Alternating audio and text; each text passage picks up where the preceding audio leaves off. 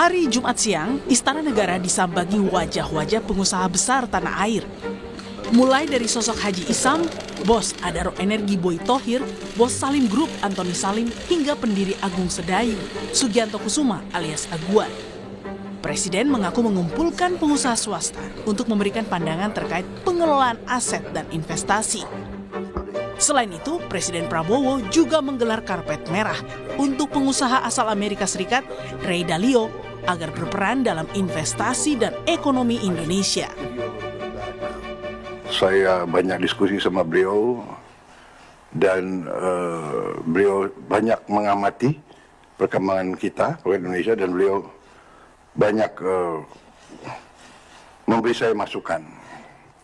I measure the potential and the strengths of countries by statistics that I have used to project their next 10 years growth rates.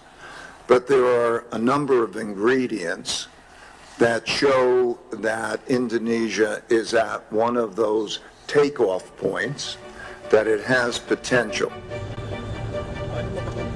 Mengenai keterlibatan para konglomerat di program-program strategis pemerintah, Presiden Direktur Adaro Energi Boy Thohir menyebut pengusaha akan mendukung sesuai dengan sektornya masing-masing, mulai dari makan bergizi gratis hingga BPI dan Antara. Sementara, kepastian soal komitmen investasi diamini pendiri Agung Sedayu Grup Sugianto Kusuma. Ia bilang bakal berinvestasi pada program pemerintah tanpa merinci programnya. Bapak mengutarakan program-program Danantara, makan gizi gratis, perumahan, terus ya kita semua para pengusaha dan Kadin semua ya mensupport karena memang itu bagus sekali untuk Indonesia lah gitu. Jadi ini spesifiknya ke program prioritas pemerintah juga Pak Aguan? Betul. Ada salah satunya soal PSN atau bukan MBG atau Danantara Pak? Banyak dibahas. Tapi dua itu termasuk yang investasi ya Pak? Pelibatan para Taipan di sejumlah program Quick Win Presiden dinilai sebagai bentuk keterbukaan Presiden ke publik. Meski begitu, transparansi dan akuntabilitas soal anggaran dan eksekusinya harus jadi acuan pemerintah demi menjaga kepercayaan publik. Satu transparansi dan satu akuntabilitas. Rakyat hanya menilai itu saja. Program MBG misalnya makan bergizi gratis memang di awal agak terengah-engah ya. Tapi kalau itu dilakukan dengan transparan dan memiliki akuntabilitas yang tinggi, pasti itu akan ditopang oleh masyarakat karena itu potensi penyalahgunaannya juga besar. Sejauh ini pemerintah sudah melakukan efisiensi APBN sebanyak 2 tahap dengan total 600 triliun lebih.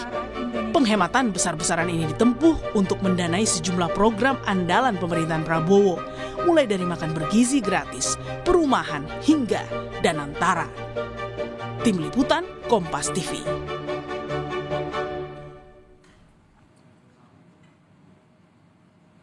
Setelah efisiensi besar-besaran untuk mendanai sejumlah program strategisnya, Presiden Prabowo kini secara terbuka mengundang sejumlah pengusaha besar ke istana. Para pengusaha ini mengaku dilibatkan untuk menuntaskan persoalan ekonomi seperti PHK hingga membantu Danantara. Lalu sebesar apa dampak perbaikan ekonomi kita dengan melibatkan para konglomerat di program prioritas pemerintah? Dan akan seperti apa pula imbal balik dari segi ekonomi dan politik bila pemerintah merangkul para pengusaha kakap itu? Kami akan bahas bersama dengan para narasumber. Bergabung saat ini juru bicara Partai Gerindra Astrio Veligen, juga bergabung bersama kami Direktur Eksekutif Selyos Bima Yudhistira dan Direktur Eksekutif Indikator Politik Indonesia Burhanuddin Muhtadi. Selamat sore semuanya, apa kabar? Selamat sore Mas Tifa. Pertemuan Presiden Prabowo dengan para pengusaha yang disampaikan, ditunjukkan secara terbuka ini, Mas Bima, sejauh mana Anda menangkapnya? Ya, ini membuktikan bahwa Pak Prabowo menuju pada state capitalism ya. Jadi kapitalisme negara, jadi negara yang ingin di-backup oleh orang-orang yang paling kaya di Indonesia gitu. Sebenarnya kan tanpa ada pertemuan itu sebelumnya mereka sebagian besar kan sudah menjadi pendukung secara politik di belakang Prabowo dan ide-ide program kampanye Pak Prabowo gitu. Jadi untuk apa ada pertemuan lagi. Jadi kalau ada indikasi pertemuan lagi, ini makin melihat bahwa Pak Prabowo semakin membutuhkan pengusaha-pengusaha yang menjadi orang-orang paling kaya ini karena ada kondisi situasi ekonomi yang mendesak. Apa? Ya salah satunya adalah PHK. Jadi sektor di industri manufaktur ini kan sangat penting, tapi PHK-nya tahun lalu aja sudah 80.000 orang sekitar itu. Kemudian Januari, Februari itu sudah lebih dari 13.000 orang yang di PHK.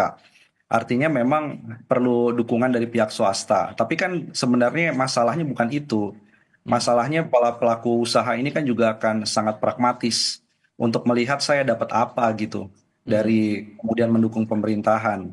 Oke. Nah, ini yang dikhawatirkan makin banyak kawasan ekonomi khusus dan PSN yang konsesinya diberikan pada pengusaha-pengusaha super kaya ini. Seharusnya sebenarnya Pak Prabowo mengundang orang kaya ini sekarang sudah bukan waktunya lagi minta dukungan untuk menjalankan program, tapi minta mereka membayar pajak kekayaan atau Oke. kepatuhan pajaknya lebih besar. Itu yang harusnya kita dengar kemarin. Salah satunya masalah PHK itu, Mas Rio. Apakah ini bisa dikatakan pemerintah sedang kewalahan sehingga butuh bantuan dari para pengusaha ini untuk bisa menangani masalah PHK dan sektor ekonomi yang lain, Mas Rio? Terima kasih Mas Tifal. Saya sangat menyayangkan statement dari Mas Bima barusan ya, yang cenderung menggiring opini ke arah bahwa seakan-akan negara ini sedang meminta dukungan dari pihak swasta dikarenakan ada suatu kegawatan. Yang harus kita pahami pertama Mas Tifal, sektor swasta itu adalah merupakan bagian vital daripada roda perekonomian dan pertumbuhan bangsa ini. Kita bisa lihat indikasi dari mana Mas. Lebih dari 70% pendapatan negara ini berasal dari pajak. Kalau kita bedah, komponen pajak tertinggi sumber pendapatan negara itu adalah di PPH, baik itu PPH badan maupun PPH 21. Dan di mana mayoritas kita tahu sendiri bahwa roda penggerak daripada PPH ini merupakan perusahaan-perusahaan swasta. Jadi memang itu sebuah merupakan fakta. Bahkan sedari dulu memang swasta ini memang sangat berkontribusi terhadap perekonomian negara. Kedua adalah kita harus mengetahui Indonesia itu memang kita memiliki sebuah keterbatasan ruang fiskal yang tidak hanya terjadi di tahun ini saja, tapi sudah dari tahun-tahun sebelumnya.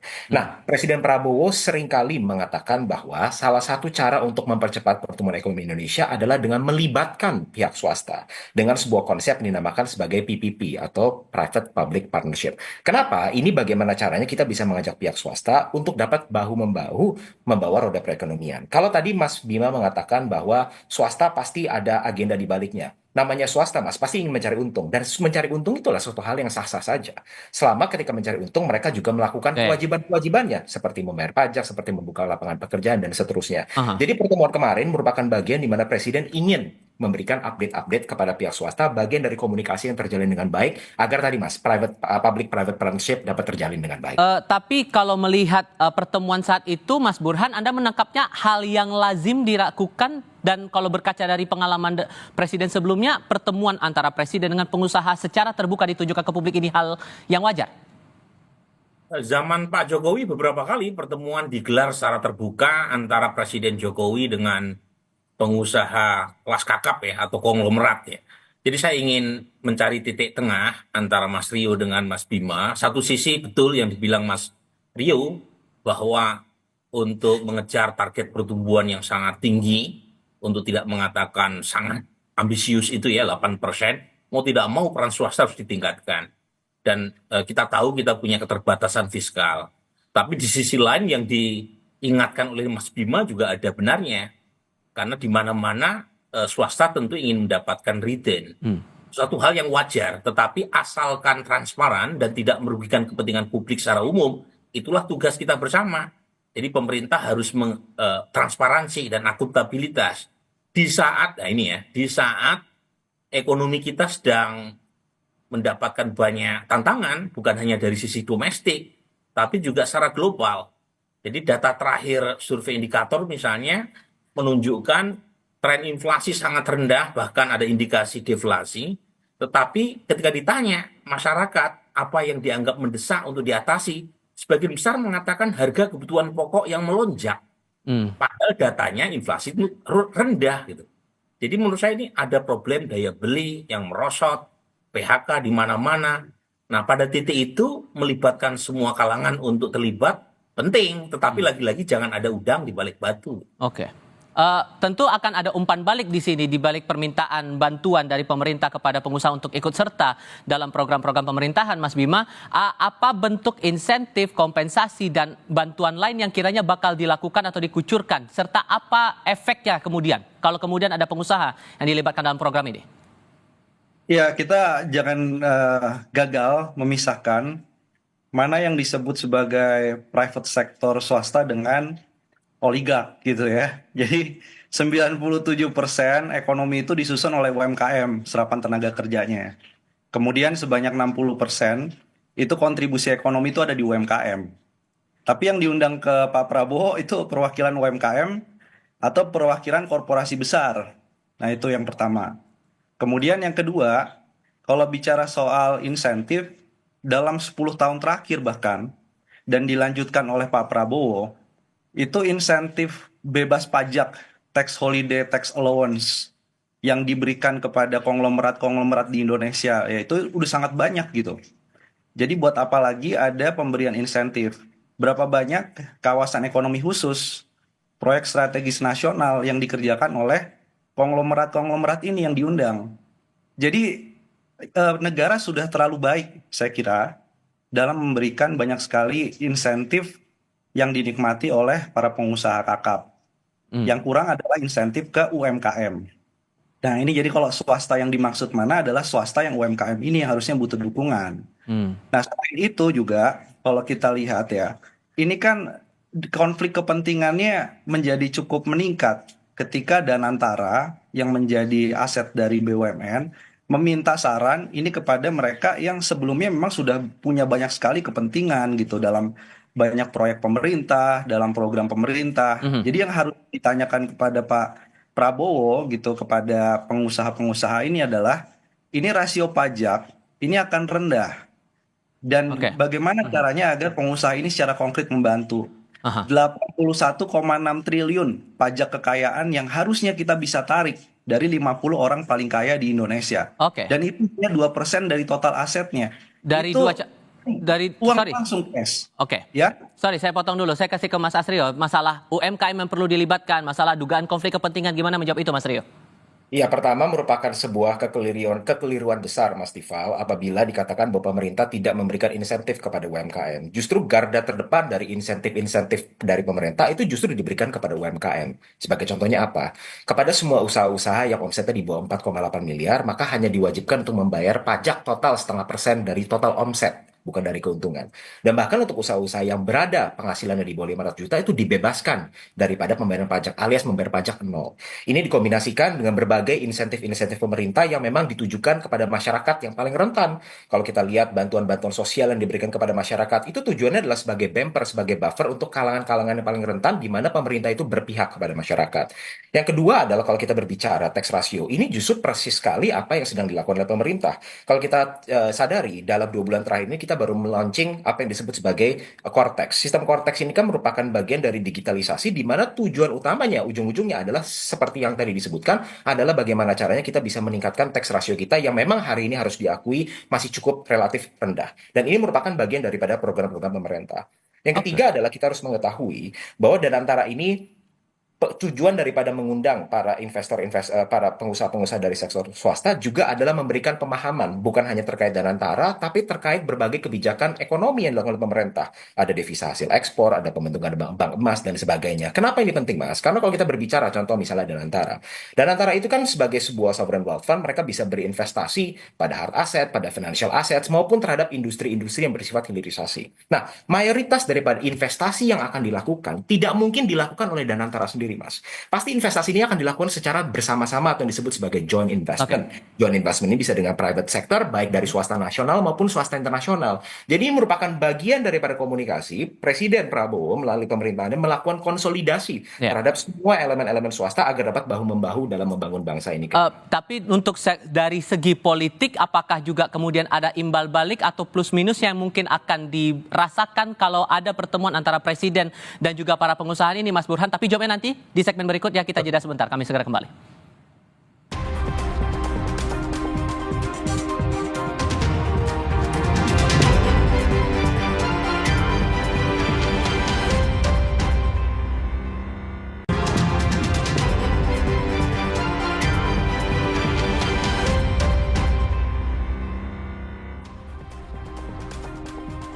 Satu informasi terlebih dahulu sebelum melanjutkan diskusi, Saudara Presiden ke-7 RI Joko Widodo bertemu dengan Hasyim Joyo Hadikusumo di Solo, Jawa Tengah pada Jumat kemarin. Pertemuan berlangsung cukup lama, membahas banyak hal termasuk kemungkinan pertemuan antara Jokowi dengan Presiden Prabowo Subianto.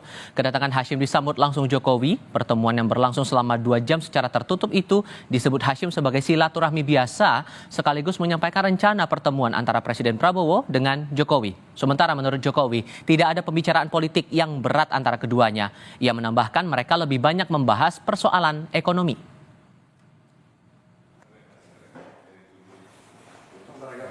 Saya diundang Pak Jokowi, kita tukar banyak pikiran, ya, kita ada banyak hal-hal yang menyangkut negara ya dan bangsa.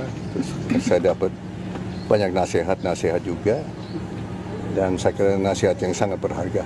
Kondisi situasi ekonomi yang perlu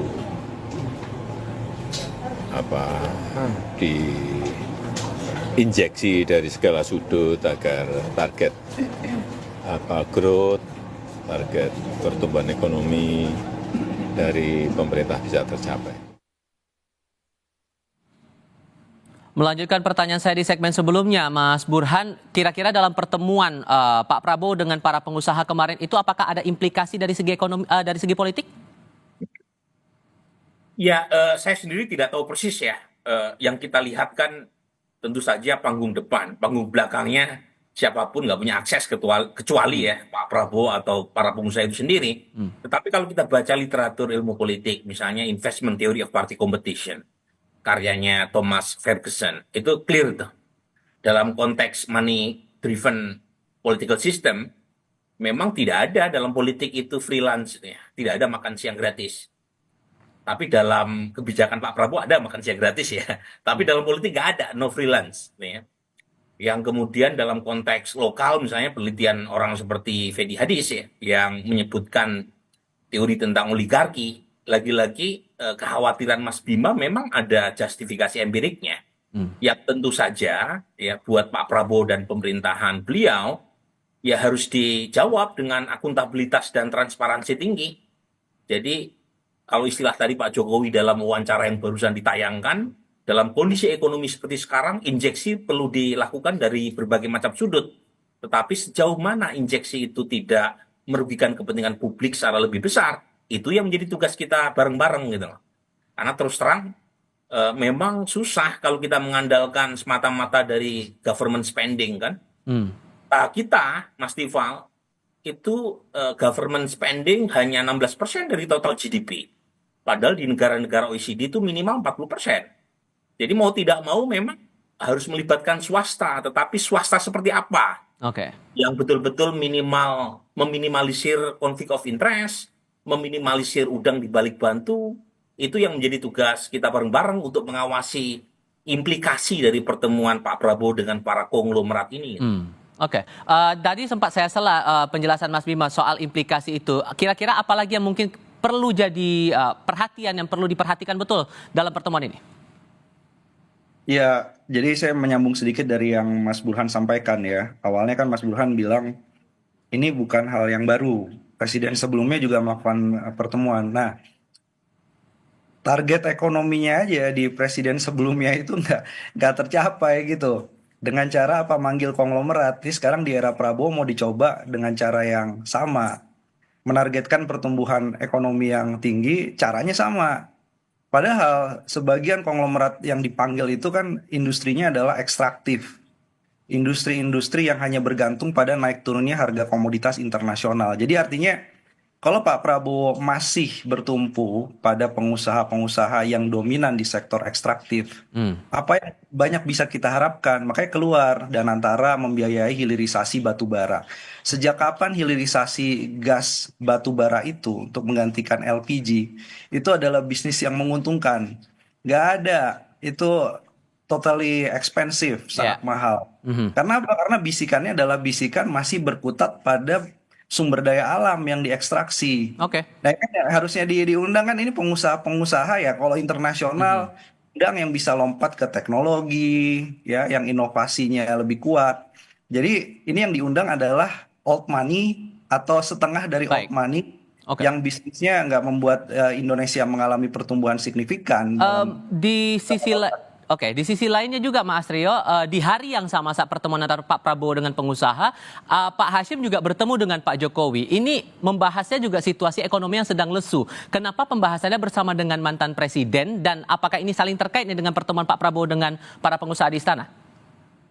Saya rasa pertama keliru kalau ini adalah untuk membahas situasi ekonomi yang sedang lusuh, Mas Tifal. Yang lebih tepatnya adalah bagaimana caranya kita dapat mengkonsolidasikan semua pemikiran-pemikiran, kekuatan-kekuatan terbaik bangsa untuk bahu-membahu agar kita bisa mencapai pertumbuhan Indonesia menuju 8%. Pertumbuhan ekonomi Indonesia 8% itu dilakukan agar Indonesia bisa menjadi sebuah negara yang maju, Mas Tifal. Inilah kenapa alasan Presiden Prabowo menyebutkan bahwa jika kita ingin menembus pertumbuhan 8%, kita tidak bisa melakukan ini dengan cara business as usual.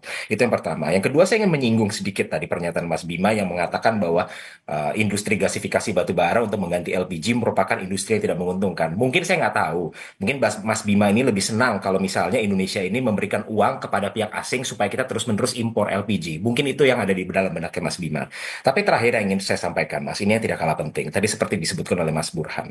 Ada 4 komponen utama pertumbuhan ekonomi dan ini merupakan alasan utama kenapa pertemuan-pertemuan ini gencar dilakukan. Kenapa Danantara itu dibentuk? Kenapa kita memberlakukan devisa hasil ekspor? Kenapa kita membuat bank emas pertama kali? Kenapa PPN tidak jadi dinaikkan dari 12% tetap menjadi di 11%, Mas? Karena pertama, kita memiliki 4 pilar besar dalam pertumbuhan ekonomi. Paling besar tentu saja adalah di konsumsi rumah tangga atau domestic consumption. Nah, anchor-nya utamanya Mas Tifal adalah bagaimana caranya kita bisa memanfaatkan investasi ini. Agar investasi-investasi ini dapat membuat industri-industri baru di dalam negeri yang ujung-ujungnya akan menciptakan lapangan pekerjaan baru yang berkualitas, yang ujung-ujungnya dapat memboost kita punya konsumsi rumah tangga. Dan juga yang lebih tiga kali penting adalah pemerintah telah melakukan beberapa program efisiensi di mana government spending ini ke depannya akan semakin berkualitas. Jadi saya rasa yang saya ingin gaungkan adalah Mas Tifal terakhir adalah optimisme bahwa Indonesia is on the right track dan kita tidak akan melakukan business as usual. Jangan kita terkelabu, jangan kita terbayang-bayang oleh pikiran pesimis. Oke, Mas Astrio, Mas Burhan, Mas Bima, terima kasih banyak sudah mau berdiskusi bersama kami hari ini. Sehat selalu semuanya. Selamat sore. Terima kasih. Selamat sore.